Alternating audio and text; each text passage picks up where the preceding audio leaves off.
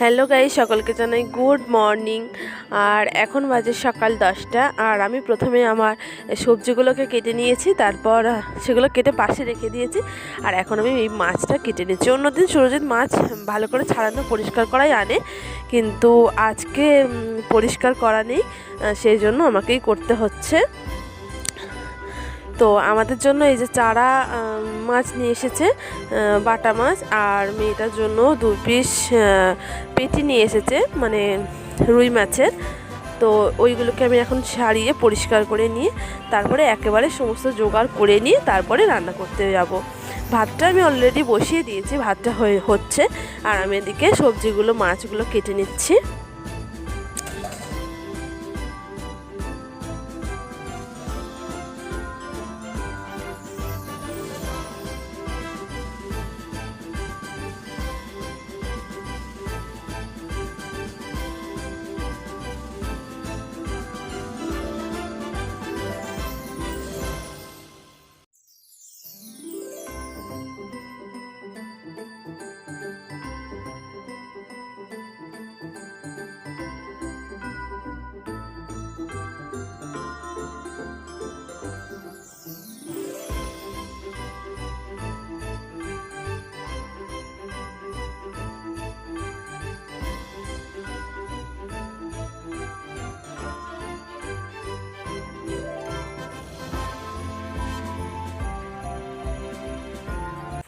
তো ফাইনালি আমি চলে এলাম রান্নার কাছে। আর এখন আমি ফার্স্ট আমি মাছগুলোকে ভেজে নিচ্ছি। তো মাছগুলোকে ফার্স্ট ভাজবো, তারপরে মানে সবজিটা বসাবো। আজকে তো অন্য কিছু রান্না নেই, শুধু এই একটার মাত্র সবজি বানাবো আর ভাত। এই লাউ শাক দিয়ে, আলু দিয়ে, শিম দিয়ে, এগুলো দিয়ে, একটু বেগুন দিয়ে সবজি। এখানে রয়েছে লাউ শাক কাটা, আর এখানে আলু, টমেটো, আর এখানে রয়েছে বেগুন আর পেঁয়াজ, আর আদা রসুন, আদা তো পাতায় বাটাই আছে। আর এখানে আমি রান্নাটা বসিয়েই দিয়েছি। এখন আমি সবজিটা করছি, ভাতটা নামিয়ে দিয়েছি, তো সবজিটা হচ্ছে।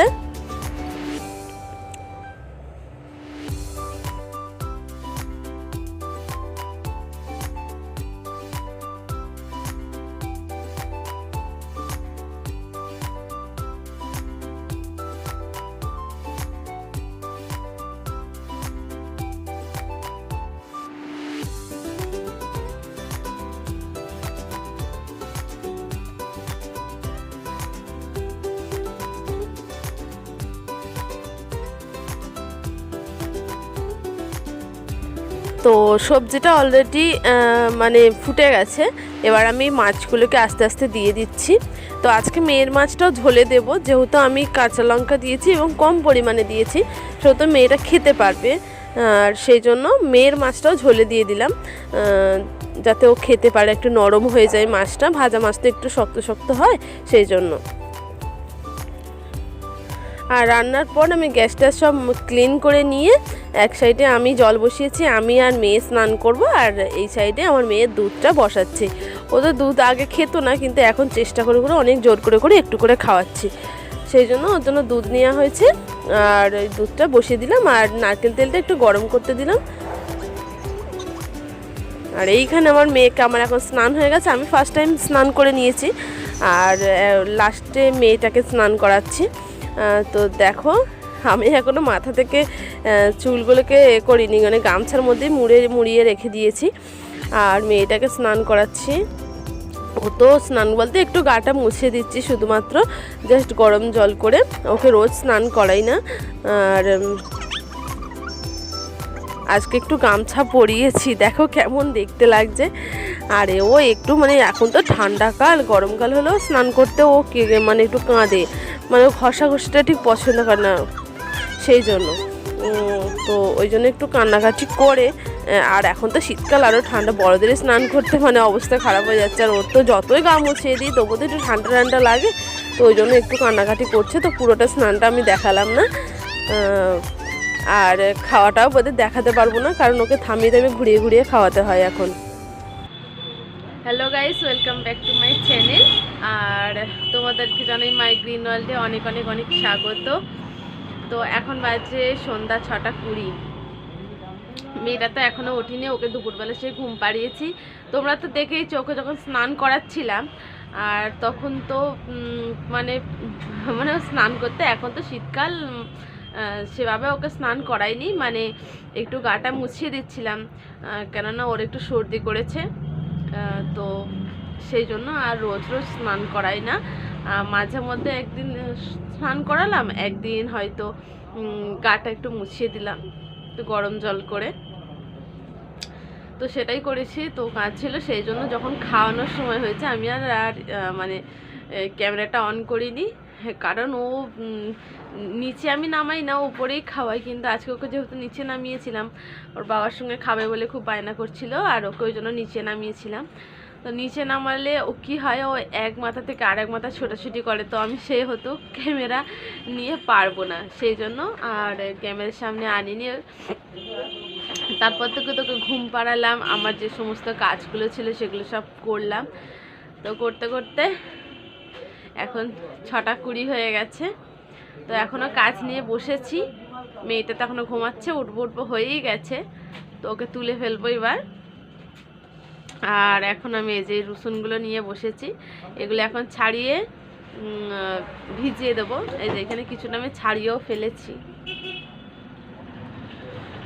তো এগুলো একটু ভিজিয়ে দেব। আর এগুলো ভিজিয়ে দিলে একটু মানে খুব ভালো করে ছেড়ে যায়।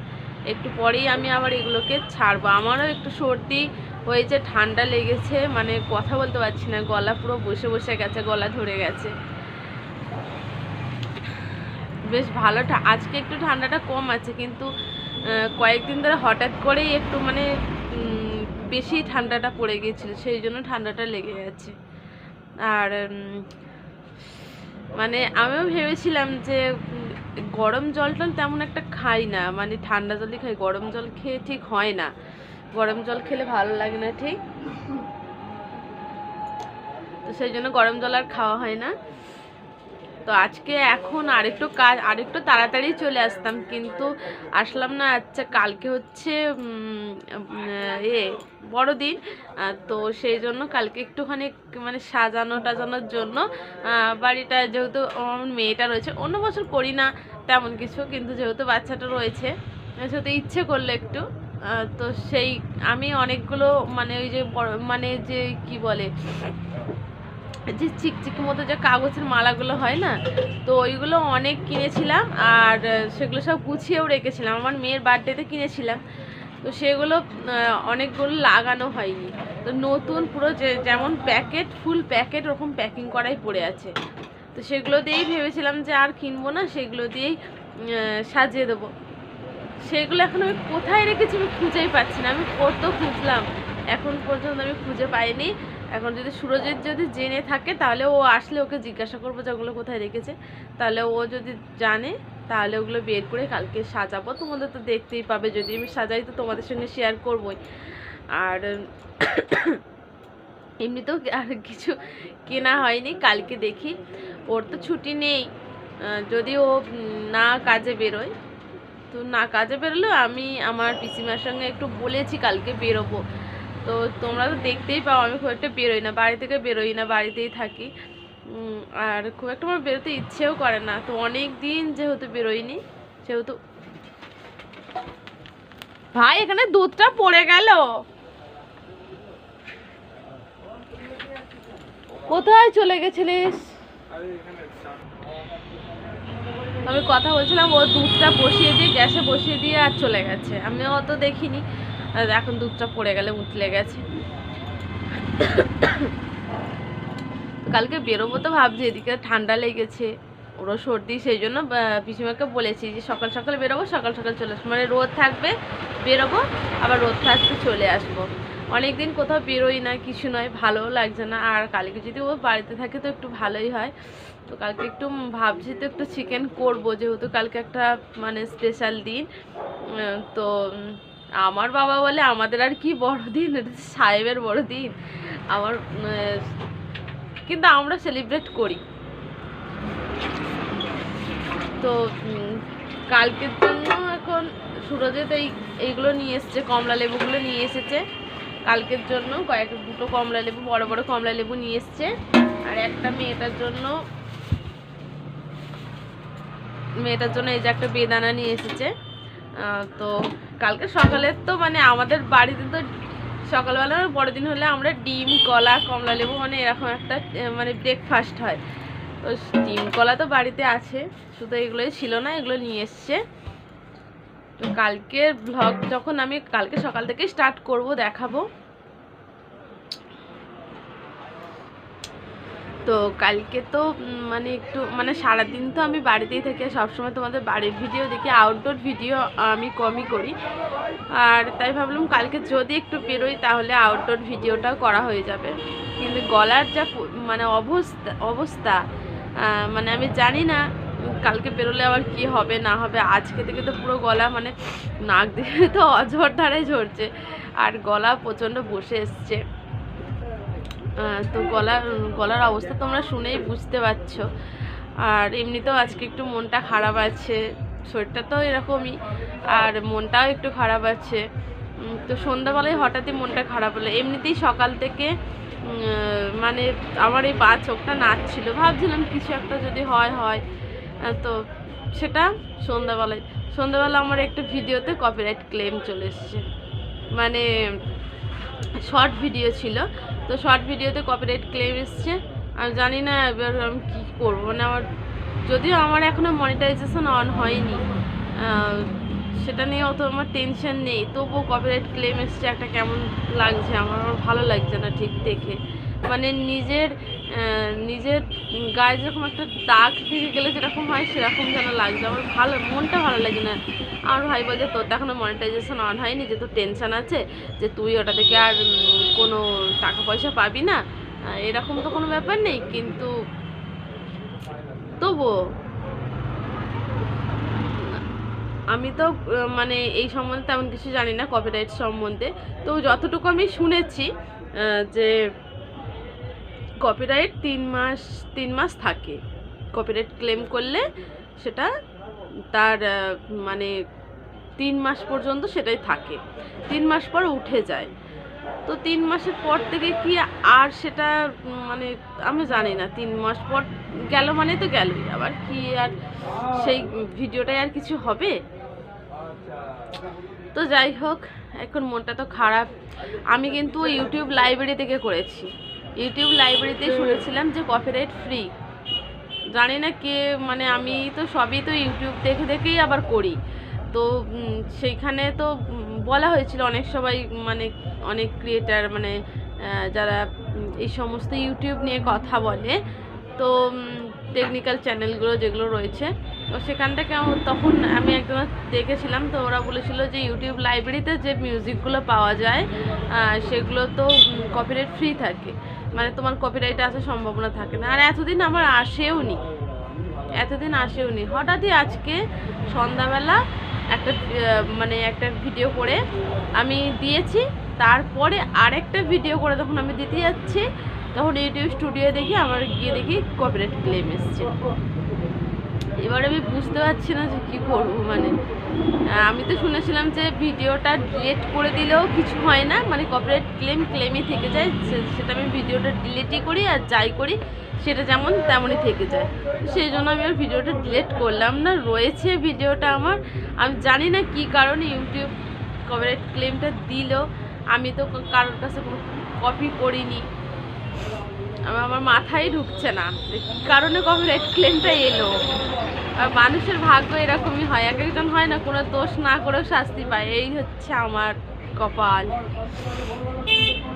মানে জানি এতে আমার কিছু হবে না, কিন্তু তবুও একটা কপিরাইট ক্লেম আসা মানে বুঝতেই পারছো, একটা চ্যানেলের উপর একটা দাগ, ছিটে ফোটা হলেও একটা দাগ পড়লো। আর কি আর করা যাবে, মনটা খারাপ করে বসে আছি। ভাইকে বললাম আসতে, বলছে তোর মনিটাইজেশন অন হয়নি, তোরা তো টেনশনের কি আছে, 3 মাস পরে তো উঠে যায়, শুনেছি উঠে যাবে। কি করবো, এখনো কাজকর্ম করে আছি, খিদে পাচ্ছে অনেকক্ষণ থেকে, কিন্তু খাইও নি। মনটা খারাপ হয়েছে, ভালো লাগছে না, ঠিক সেটা ভালো নয় তার উপরে। আর তো চলো, এই তো এদিকে দেখো আমার সোনা মেয়েটা উঠে পড়েছে। তুমি কি দেখছো, ভুলে তাকে দেখছো? মেয়েটা উঠে পড়েছে আর আমি এখন এই যে গ্যাসে জল বসিয়েছি ওর জন্য গরম করব। দেখো ঘুম থেকে উঠে মুড একদম। মা এবার টাটা করে দাও তো সবাইকে, সবাইকে টাটা করে দাও।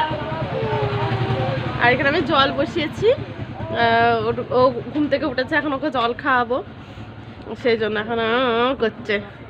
ও উঠলে তবেই আমি জলটা বসাই।